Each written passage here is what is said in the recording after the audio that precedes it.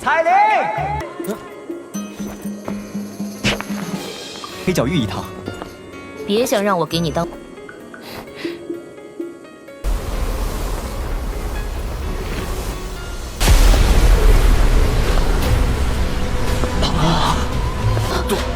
杜宗，这个女人，她怎么会出现在这儿？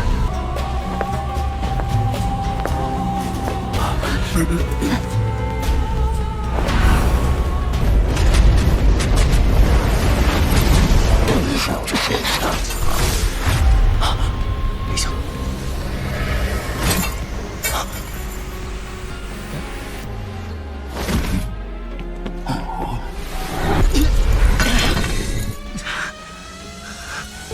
又要救我，又对我这么不客气，这得是这家伙突然出现。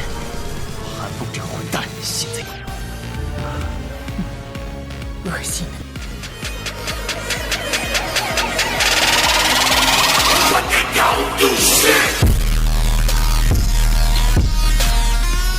Siapapun yang memiliki pengetahuan tentang materi dinding akan dapat menemukan bahwa permukaan tembok kota ini sebenarnya ditutupi oleh lapisan Black Mirror Rock yang sangat langka. Itu memang mahal. Xiao Yan mengalihkan pandangannya ke kerumunan manusia di mana aura ganas berulang kali berlalu. Dia menghela nafas dari mulutnya. Dia tidak bisa membantu tetapi merasa agak penasaran. Dia telah bertemu cukup banyak orang dengan kekuatan besar selama perjalanannya ke tempat ini. Selain itu, dengan terlihat dari rute mereka, sudah jelas bahwa mereka menuju ke Black Emperor City. Dengan begitu banyak orang kuat, yang memiliki api, ganjil, berkumpul di kota semacam itu, sepertinya hari-hari berikutnya di kota ini tidak akan tenang. Kekacauan adalah suasana yang aneh bahwa, kawasan Black Corner, ini memiliki jumlah besar. Tidak peduli seberapa kuat fraksi, mustahil untuk sepenuhnya menghentikan pembentukan kekacauan semacam ini. Orang-orang dalam wilayah Black Corner mengabaikan aturan atau aturan apapun.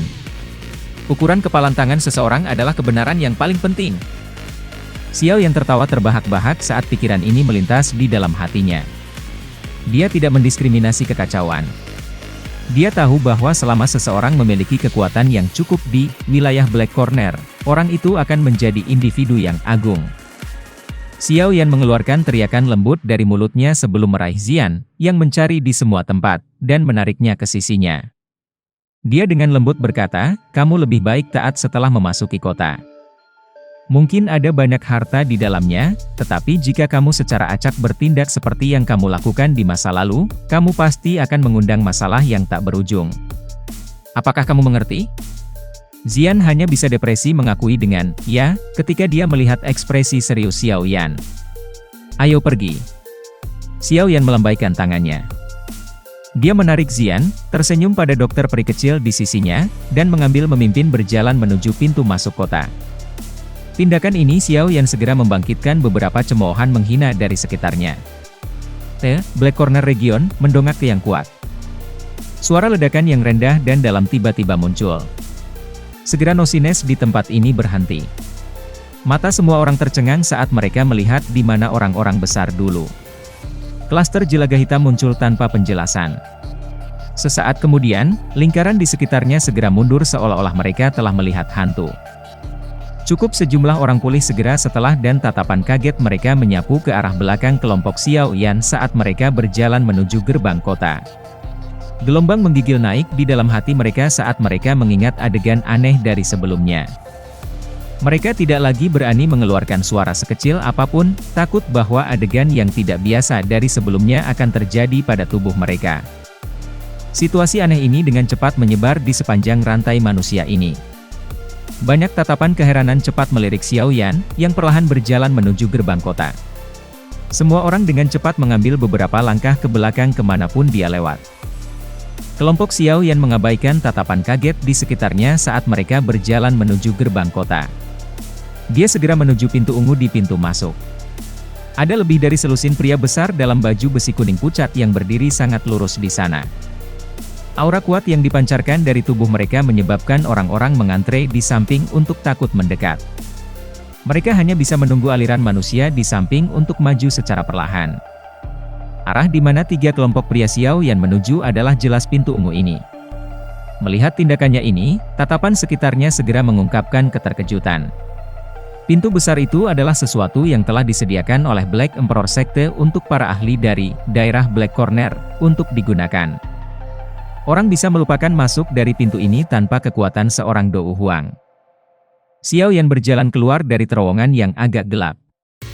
Sinar matahari yang menyilaukan bersinar dari langit. Suara hiruk-pikuk adalah iblis Tun saat dituangkan ke telinganya, menyebabkan Xiaoyan mengerutkan kening. Xiaoyan menyipitkan matanya saat dia perlahan mengangkat kepalanya.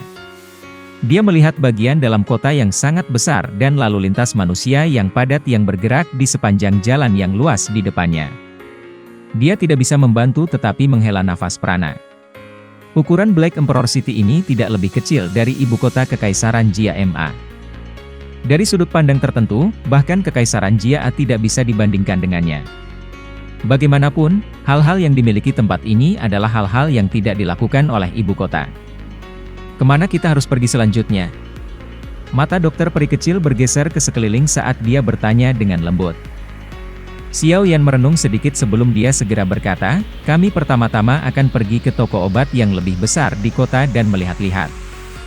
Bagian dalam, Black Corner Region, memiliki cukup banyak bahan obat langka yang tidak dimiliki dunia luar. Jika kita cukup beruntung, kita mungkin bisa mendapatkan beberapa bahan obat yang kita butuhkan. Selain itu, kami harus menanyakan informasi yang terkait dengan salifat tubuh transformasi Bodhisattva. Hal itu, bahkan aku tidak memiliki pengetahuan yang cukup tentang hal itu. Oleh karena itu, kami hanya dapat pergi dan bertanya. Ya. Dokter peri kecil sedikit mengangguk dan tidak menyuarakan keberatan.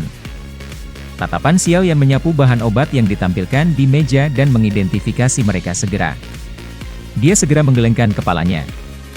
Hal-hal di sini mungkin bukan hal biasa tetapi jauh dari tingkat bahan obat yang dia butuhkan. Memang ada alasan mengapa kawasan Black Corner mampu menarik cukup banyak orang dari luar.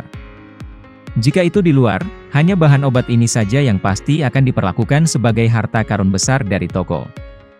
Bagaimana mereka bisa ditampilkan secara acak dan dijual di tempat yang sama? The Little Fairy Doctor dengan lembut menghela nafas. Menjadi ahli racun, dia secara alami cukup akrab dengan bahan-bahan obat ini. Xiaoyan tersenyum dan mengangguk. Ada total 8 bahan obat dalam hal ini. Rumah obat 1000, kami memang memiliki 5 yang pertama. Namun, mereka sedikit mahal. Sangat mungkin bahwa mereka akan membutuhkan total 2 juta koin emas atau lebih. Namun, 3 terakhir, 1000 spiritual ginseng, iblis spiritual Feligrass, dan jade bone fruit, terlalu sulit untuk ditemukan. Orang tua itu tertawa. Xiaoyan sedikit menghela nafas lega ketika mendengarnya, tapi dia juga sedikit kecewa. 5 bahan obat pertama mungkin langka, tetapi mereka benar-benar tidak terlalu sulit untuk ditemukan. Yang tersulit adalah 3 yang terakhir. Tidak disangka bahwa tempat ini pun tidak memilikinya. Dalam kasus itu, bantu aku membawa 5 bahan obat pertama. Aku akan memikirkan metode lain untuk mencari 3 yang terakhir. Xiaoyan menggelengkan kepalanya. Dia menghitung koin emas yang tersimpan di dalam kartu kristal di storage ring-nya. Setelah menggunakan sebagian besar uang yang telah diperoleh dari lelang pil obat yang Xiao Gate tahan saat itu, Xiaoyan memiliki sekitar 4 juta koin emas. Saat ini, sudah cukup untuk membeli bahan obat. Mister, apakah kamu benar-benar membutuhkan 3 bahan obat ini? Orang tua itu mengangguk dengan senyum saat ia memerintahkan seorang pelayan wanita untuk mendapatkan bahan obat. Setelah itu, dia berbalik ke Xiaoyan dan mengajukan pertanyaan. Kamu punya solusi? Xiaoyan mengangkat alisnya ketika dia mendengar ini. Suaranya agak terkejut. Kisah kedua dari Thousand Medicinal House tidak semewah yang dicita-citakan Xiaoyan. Dekorasi yang agak kuno menyebabkannya memiliki atmosfer yang hebat yang tidak akan pernah ketinggalan zaman. Dari ini, dapat dilihat bahwa pemilik rumah obat 1000 adalah seseorang yang memiliki beberapa rasa. Pada saat ini, beberapa counter kristal diposisikan di aula lantai kedua. Beberapa kotak batu giok ditempatkan di penghitung kristal ini. Cahaya samar bisa terlihat samar-samar dari kotak batu giok. Sepintas, orang bisa mengatakan bahwa itu bukan hal biasa. Ada sejumlah figur manusia yang tersebar di seluruh aula besar. Ini, kawasan Black Corner, memang luar biasa. Amazement juga muncul di wajah dokter peri kecil di samping saat dia berbicara dengan lembut. Wajah kecil Xian membungkuk di atas meja kristal. Mata besarnya yang seperti permata menatap bahan-bahan obat dalam tanpa berkedip. Wajahnya yang tampak seolah-olah rahangnya akan jatuh. Xiao Yan tanpa sadar memutar matanya ketika dia melihat sikapnya ini. Dia buru-buru menarik Xian yang tidak mau. Jarinya dengan kasar mengetuk dahi yang terakhir saat dia dengan lembut berkata, "Sedikit Granddawn, tingkat ramuan obat yang kamu makan tidak lebih rendah dari ini. Karena itu, jangan mempermalukan aku.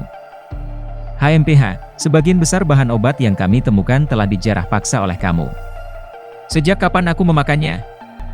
Xian mengatupkan gigi peraknya saat dia menjawab. Tatapan yang dia gunakan untuk melotot pada Xiao Yan sangat kesal. Xiao Yan dengan lembut terbatuk. Dia menelan dan menjawab, "Bahan-bahan obat itu secara alami paling aman bersamaku. Cara kamu memakannya benar-benar menghambur-hamburkan hal-hal ini." Xian alami mengabaikan penjelasan yang Xiao Yan telah berikan berkali-kali sebelumnya. Tatapan mata besar itu menjadi lebih kesal. Dokter tanpa sadar tersenyum ketika dia mengamati kedua orang ini. Mereka bertengkar karena ramuan obat. Senyumnya yang bergerak hangat menarik cukup banyak tatapan di aula besar itu. Cara peri kecil dokter saat ini berpakaian mirip dengan dia di Kingshan Town saat itu. Pakaian putihnya menyebabkan beberapa perasaan halus untuk ditambahkan ke sikapnya yang luar biasa. Namun, mungkin karena sikap ini terlalu memabukkan bagi orang lain, tapi sepertinya tidak ada yang bisa membayangkan bahwa wanita ini, yang tampak hangat dan bergerak, akan segera berubah dari peri kedewa kematian yang mencari kehidupan seandainya dia menjadi marah. "Keke, Tuan, apakah kamu berencana untuk bertukar bahan obat?" Suara seorang wanita lembut yang membawa pesona yang tidak biasa terdengar di belakang Xiao Yan saat ia dan Xian berdebat tentang kepemilikan bahan obat. Xiao Yan menoleh ketika mendengar suaranya hanya untuk melihat seorang wanita mengenakan jubah istana berwarna merah berdiri dengan indah di belakangnya. Wajah wanita itu sangat cantik dan tubuhnya yang proporsional tampak sangat menyenangkan di bawah balutan gaun istana. Ini memancarkan aroma bergerak khusus yang dimiliki wanita dewasa yang dimiliki secara khusus. Hal yang paling menarik perhatian adalah mata berair wanita ini. Ada untaian menggoda yang selamanya tersembunyi di dalamnya. Alisnya yang seperti gambar itu seperti bulan sabit yang memancarkan benang pesona. Ah, tatapan Xiao Yan melayang ke belakang wanita dalam gaun itu. Selain orang tua yang pergi untuk menyampaikan pesan tadi, ada seorang pria tua berambut putih, yang mengenakan jubah kuno. Pada saat ini, lelaki tua itu agak tertutup matanya, tampak seolah-olah dia sedang tidur pulas. Tawa seperti petir tiba-tiba ditularkan dari tangga sementara semua orang sedang memeriksa bahan obat. Kedatangan tawa yang tiba-tiba menyebabkan kesibukan di aula menjadi jauh lebih tenang. Benar-benar layak menjadi wilayah Black Corner. Dalam satu hari, 2 alkemis dari tingkat seperti itu telah muncul. Sepertinya aku benar-benar tidak datang ke sini tanpa ada apa-apanya hari ini. Penampilan tetua berwajah merah ini menyebabkan suara banyak alkemis di aula menjadi jauh lebih lembut. Beberapa dari mereka yang kemampuannya sedikit lebih kuat menunjukkan ekspresi yang tidak wajar. Pemilik Yao di panggung sedikit terkejut. Senyum hangat segera didorong ke wajahnya saat dia buru-buru turun panggung dan menuju ke tetua berwajah merah. Mulutnya tertawa dengan sikap penuh kasih. Old Qi menghormati kami dengan kehadirannya. Jantungnya diam-diam mengutuk. Setiap kali orang tua ini datang, dia selalu bergantung pada latar belakangnya di dalam kota kekaisaran hitam yang menyebabkan para pesaing lainnya takut menawar dia. Tetua berwajah merah ini memiliki latar belakang yang cukup kuat. Dia adalah alkemis top dalam Black Emperor Sect. Dikabarkan bahwa dia telah mencapai tingkat 6 belum lama ini. Dia bisa dianggap sebagai orang yang memiliki kemampuan penyulingan obat terbesar di dalam Black Emperor City. Selain itu, dengan mengandalkan kekuatan Black Emperor Sekte, dia bisa dianggap sebagai orang penting yang kata-katanya sangat penting bagi semua orang di Black Emperor City. Orang biasa secara alami tidak berani menawar dia. Dengan cara ini, tidak diragukan lagi itu bukan sesuatu yang baik dari sudut pandang rumah obat 1000. Lagi pula, mereka mengharuskan kedua pihak untuk mengajukan penawaran satu sama lain untuk memaksimalkan keuntungan mereka. Tindakan-tindakan mantan tidak diragukan lagi melanggar peraturan. Meskipun pemilik Yao merasa tidak puas, dia tidak berani mengatakan terlalu banyak karena pengaruh dari para tetua berwajah merah di dalam Black Emperor City. Karena itu, dia tidak merasakan kegembiraan yang besar untuk orang besar yang datang tanpa diundang ini. Orang tua ini memiliki mata yang tajam. Aku ingin tahu bahan obat apa yang akan dia bawa kali ini. Tangan pemilik Yao tanpa sadar mengerut di bawah lengan bajunya. Bahan-bahan obat ini diperoleh setelah Thousand Medicinal House mereka mempertaruhkan nyawa cukup banyak pemanen obat. Harga itu cukup bagus. Pemilik Yao menggelengkan kepalanya sedikit saat pikiran ini terlintas di hatinya. Dia menekan emosi di dalam hatinya sebelum dengan cepat berjalan kembali ke panggung yang tinggi. Senyum sekali lagi melonjak ke wajahnya saat dia mulai menjadi tuan rumah pertemuan pertukaran pil. Kelompok Xiao yang duduk di satu titik ke arah belakang. Bahan obat yang muncul sebelumnya bukanlah yang dia butuhkan, dan tatapannya telah berhenti pada sesepuh berwajah merah hampir sepanjang waktu. Dari ekspresi alkemis di sekitarnya ketika pria tua ini muncul lebih awal, sepertinya dia memiliki posisi yang cukup tinggi di dalam Black Emperor City. Hal lain adalah bahwa orang ini sepertinya tidak menyenangkan. Namun, banyak orang tidak berani menyuarakan kemarahan mereka karena beberapa alasan. Tetua berwajah merah, yang bersandar di kursinya, berdiri pada saat ini. Matanya agak panas saat dia melihat kotak-kotak giok. Pemilik mata Yao menyapu aula dan segera berhenti di Xiaoyan. Dia tertawa, jika beberapa dari kamu tertarik dengan 5 bahan obat ini, silakan menawar untuk mereka. Tatapan Xiaoyan saat ini sedang menatap tajam pada 3 kotak giok di atas panggung. Dalam penglihatannya, dia secara alami dapat melihat bahwa interior ketiga kotak giok ini adalah target perjalanannya.